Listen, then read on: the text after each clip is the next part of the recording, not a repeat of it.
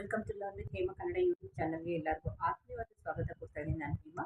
ಇವತ್ತು translation of certain sentences, ಕನ್ನಡದಲ್ಲಿರೋ ಕೆಲವು ಪದಗಳಕ್ಕಿಂತ ವಾಕ್ಯಗಳು ಅಂತ ಹೇಳ್ಬೋದು.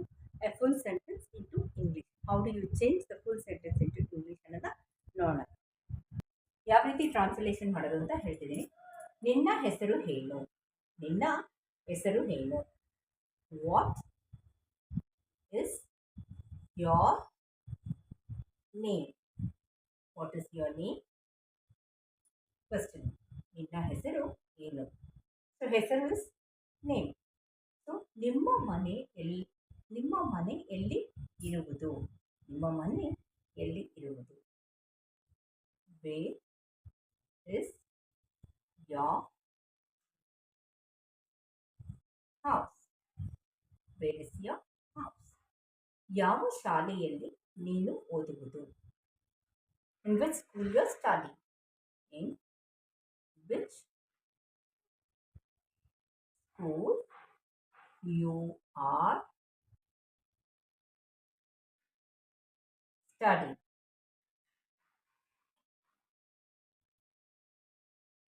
Again the question mark repeats. ಎಷ್ಟನೆಯ ತರಗತಿ?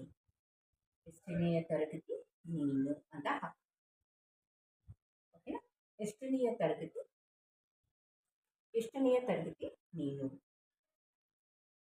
In which standard you are studying? In which standard 1 standard 7 you are studying. Okay. ನಿನ್ನ ತಂದೆಯ ಹೆಸರೇನು?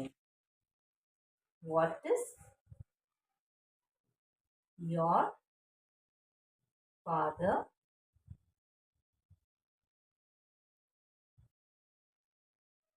name? ನಿನ್ನ ತಾಯಿಯ ಹೆಸರೇನು? What is your mother name? ನಿನ್ನ ಪರೀಕ್ಷೆ ಯಾವಾಗ?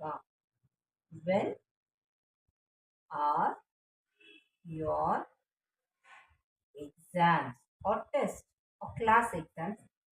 The class test. ಓಕೆನಾ? ಸೊ ತುಂಬ simple words, not the complicated words. ಇದೆಲ್ಲ ಬೇಸಿಕ್ ಸೆಂಟೆನ್ಸ್ ಆಗಿ ನಾವು ಕಲ್ತ್ಕೊಂಡ್ರೆ ನಮಗೆ ದೊಡ್ಡ ಸೆಂಟೆನ್ಸ್ ಮಾಡೋಕ್ಕೆ ಮತ್ತು ಇಂಗ್ಲೀಷ್ ಸ್ಟ್ರಾಂಗ್ ಫೌಂಡೇಶನ್ ತೊಗೊಳೋದಕ್ಕೆ ಅಥವಾ ಇಂಗ್ಲೀಷ್ ಸ್ಟ್ರಾಂಗ್ ಫೌಂಡೇಶನ್ ಗಳಿಸೋಕ್ಕೆ ತುಂಬ ಈಸಿ ಆಗುತ್ತೆ ಅಂತ ನಿಟ್ಟಿನಲ್ಲಿ ಇದನ್ನು ಕ್ಲಾಸಿಗೆ ಮುಗಿಸ್ತಾ ಇದ್ದೀನಿ. ನಾನು ಹಿಮ ಹೋಗ್ತಾ ನೋಡಿದ್ರಲ್ಲ, ತುಂಬ ಯೂಸ್ಫುಲ್ ಆಗಿರುತ್ತೆ. ಈ ಥರ ಪದಗಳಿಂದ ನಮಗೆ we will form the every letter forms in sentence. So ಆ ನಿಟ್ಟಿನಲ್ಲಿ ನಾನು each sentence are translated into English. ನಿಮ್ಗೆ ಏನಾದ್ರು ಡೌಟ್ ಇದ್ದರೆ ನಾನು ಕಮೆಂಟ್ ಸೆಕ್ಷನ್ ಹಾಕಿ ನಾನು ಕ್ಲಿಯರ್ ಮಾಡ್ತೀನಿ.